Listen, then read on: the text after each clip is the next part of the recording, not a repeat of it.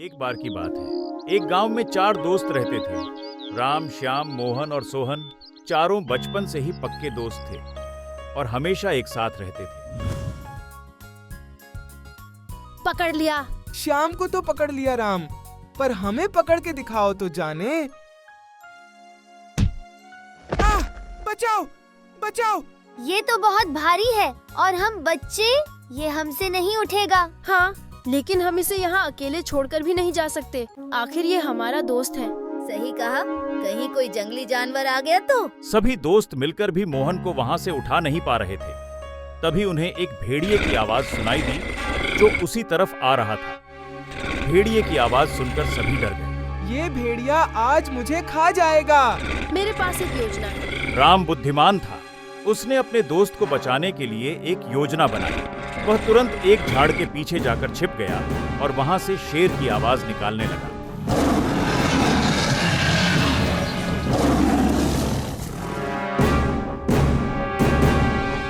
वाह राम, क्या दिमाग लगाया तुमने, धन्यवाद।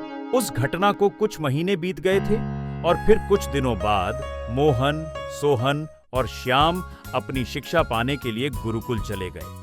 राम के घर में बहुत जिम्मेदारियां थीं, इसलिए वह शिक्षा लेने गुरुकुल नहीं जा पाया। कई साल बीत गए।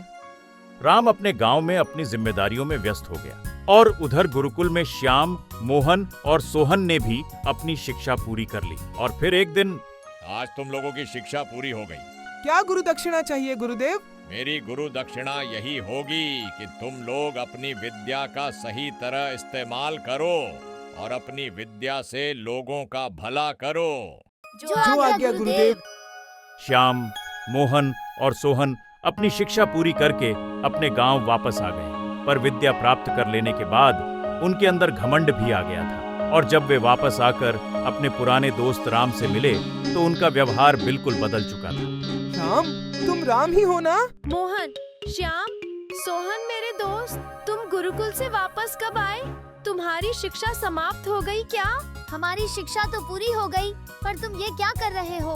ये हाल। अब इसने पढ़ाई लिखाई तो की नहीं, तो खेती ही करेगा ना। मोहन, सोहन और श्याम अपने घमंड में चूर होकर राम की बेइज्जती करते थे, लेकिन राम समझदार था। फिर एक दिन मोहन, सोहन और श्याम ने एक फैसला किया। इतने दिन हो गए आश्रम से आए, पर अभी तक हमारे लायक कोई ढंग का काम नहीं मिला हमें। हाँ, हमने गुरुकुल जाकर इतनी अच्छी शिक्षा ली, शास्त्रों का ज्ञान लिया और फिर भी हमें कोई काम नहीं मिल रहा। मैं तो कहता हूँ हमें राजा के पास जाना चाहिए। सुना है विद्वान लोगों की राजमहल में बहुत इज्जत होती है और अच्छे खासे पैसे भी मिलते हैं। तो फिर देर किस बात की है? हमें तुरंत निकलना चाहिए। तीनों गांव से राजा के महल की ओर चल पड़े और रास्ते में उन्हें राम दिखाई दिया। कहाँ जा रहे हो दोस्तों? राजमहल, क्योंकि विद्वान लोगों की जगह राजमहल में ही होती है। क्यों ना हम राम को भी अपने साथ ले चले? मूर्ख है तो क्या हुआ, है तो हमारा बचपन का दोस्त। पर ये वहाँ करेगा क्या? इसने शिक्षा तो ली नहीं और बिना विद्या के राजमहल में इसे कौन पूछेगा? हाँ, पर हमारे सेवा के लिए भी तो कोई चाहिए। कम से कम ये हमारी सेवा तो कर ही सकता है।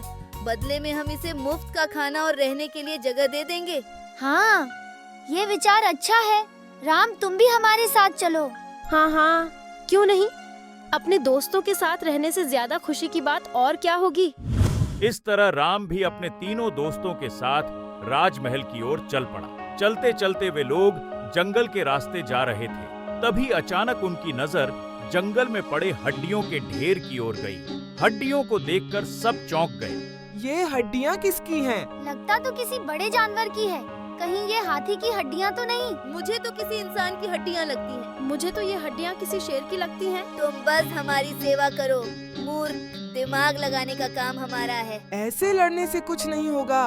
मेरे पास एक योजना है जिससे हमें ये भी पता चल जाएगा कि ये हड्डियाँ किसकी हैं और हमारी शिक्षा की भी परीक्षा हो जाएगी। ऐसा है तो फिर जल्दी से बताओ अपनी योजना। तो ध्यान से सुनो। हम अपनी मंत्र विद्या से ये पता लगा सकते हैं कि ये हड्डियाँ किसकी हैं। सही कहा। मैं अभी अपनी मंत्र विद्या से इन हड्डियों को इसका ढांचा देता हूँ। सोहन ने आंख बंद करके अपने मन में मंत्र पढ़ना शुरू किया और जैसा कि उसने कहा था वैसा ही किया। उसके मंत्र पढ़ते ही हड्डियां अपने आप एक ढांचे में जुड़ गईं। अरे ये तो शेर की हड्डी का ढांचा है। देखा मेरी मंत्र शक्ति का कमाल। हाँ हाँ देख लिया, पर अब तुम सब मेरी विद्या का कमाल देखो। मैं अभी इन हड्डियों में इसकी चमड़ी और मांस चढ़ा देता हूँ। पर इससे पहले कि मोहन अपना मंत्र पढ़ पाता, अचानक वहां बिजली कड़कने लगी और मौसम बदल गया। सब डर गए और तभी वहां एक चुड़ैल पहुंची। मेरी हड्डियों के साथ किसने छेड़छाड़ की है? किसकी इतनी हिम्मत है? मैं उसे छोड़ूंगी नहीं। ये हड्डियां मेरे भोजन के लिए थीं। अब मैं तुम लोगों को अपना भोजन बना दूंगी। चुड़ैल को वहां देखकर सब लोग डर गए। उन्हें कुछ समझ में नहीं आ रहा था कि क्या करें, लेकिन राम ने शांत दिमाग से एक योजना सोची और आगे आया। सुनिए, ये हड्डी खाने में क्या मजा है, और हम तो दुबले पतले इंसान हैं। हमें खाकर आपको क्या स्वाद मिलेगा?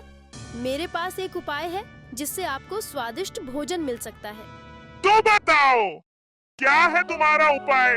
अब सुनो, मेरे दोस्त गुरुकुल से ऊंची शिक्षा लेकर आए हैं। इन्होंने ही अपने मंत्र से इन हड्डियों को जोड़ा है, जो कि एक शेर का है, और अगर ये चाहें तो इस शेर को अपनी मंत्र शक्ति से जिंदा भी कर सकते हैं। फिर आप इस हट्टे कट्टे शेर को खा सकती हो।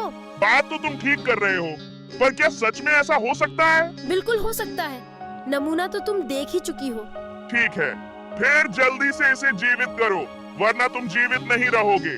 पर उससे पहले मुझे अपने दोस्तों से बात करने दो, ताकि कोई गड़बड़ी ना हो, क्योंकि योजना तो मेरी है ना। ठीक है, जल्दी करो। राम की चतुराई से चुड़ैल रुक गई और राम ने अपने दोस्तों से अपनी योजना बताई और उसके बाद मोहन आगे आया। अब देखना चुड़ैल जी, मैं अपने मंत्र शक्ति से इस ढांचे पर चमड़ी और मांस लगा दूंगा। सोहन की तरह मोहन ने भी आंख बंद करके मंत्र पढ़ा और उसके मंत्र पढ़ते ही हड्डी के ढांचे में चमड़ी। अब वह एक मरा हुआ शेर लग रहा था। अब मेरा दोस्त श्याम अपने मंत्र से इसमें जान डाल देगा। पर ये मंत्र ऐसा काम नहीं करेगा। इसके लिए मुझे किसी ऊंचे स्थान से मंत्र पढ़ना होगा। तो इसमें कौन सी बड़ी बात है? हम पेड़ पे चढ़ जाते हैं, वहाँ से मंत्र पढ़ के इस शेर को जीवित कर देना। हाँ, ये ठीक रहेगा। ठीक है, जल्दी जाओ। चारों दोस्त एक ऊंचे पेड़ में चढ़ गए और फिर श्याम ने आंखें बंद करके मंत्र पढ़ा और जैसे ही उसका मंत्र खत्म हुआ, शेर में जान आ गई। चुड़ैल यह देखकर खुश हो गई, लेकिन इससे पहले कि चुड़ैल कुछ कर पाती, शेर ने चुड़ैल को देख लिया और उस पर हमला कर दिया। चुड़ैल शेर के डर से अपनी जान बचाकर वहां से गायब हो गई और इस तरह राम की सूझबूझ और चतुराई ने सबको बचा लिया और उसके दोस्तों को भी यह बात समझ में आ गई। राम, मेरे दोस्त, हमें माफ कर देना। अपनी विद्या के घमंड में हमने तुम्हारी बहुत हंसी उड़ाई। हाँ, और आज तुमने बिना पढ़े लिखे ही अपनी बुद्धि से हम सबकी जान बचाई। आज हमें समझ में आ गया कि गुरुकुल से मिली शिक्षा ही बस शिक्षा नहीं होती। हम अपने जीवन से भी बहुत कुछ सीखते हैं। धन्यवाद दोस्तों।